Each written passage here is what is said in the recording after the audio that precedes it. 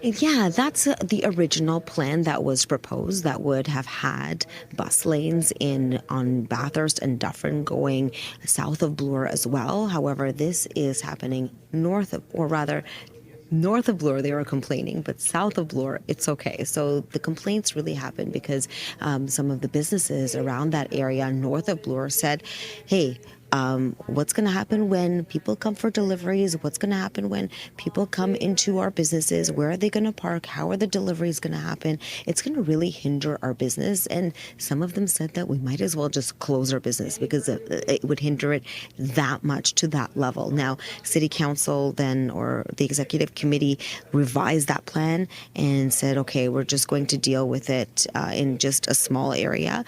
And they're going to have dedicated bus lanes on Bathurst and Dufferin.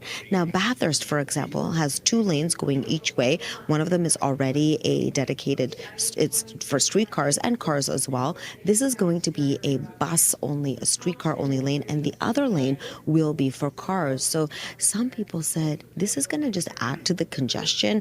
Other people were saying that it's going to relieve the congestion in our city. All of this is implemented because the FIFA World Cup is coming to our city in 2026. So 300,000 people are flocking to our city for those games. We have to be prepared to move those people in our city, move them around. So this plan is set to do that. Here's more from Councillor Bravo, who is for this, and Councillor Bradford, who is against. Take a listen. The only way that we're going to solve the challenges of getting around the city is to change the way that we move around the city. And rapid TO is something that has been voted on repeatedly, 2019, 2020, et cetera, over and over again. We can't keep delaying these changes because there's too many people on transit, stuck in traffic. They're getting to work late. They can't get to school on time. If you're going from school, then your part-time job in the evening, you're not making it. How many more transit riders do we have to hear from? This is being thrust upon Torontonians under the guise of a response to World Cup. And I would just say the 11, 12-month rollout of this is obviously a lot longer than it needs to be. We should be taking the same approach that we did during the Pan Am Games back in 2015, where temporary transportation solutions were implemented on a temporary base to deal with the increased demand and capacity requirements during a type of global event like World Cup.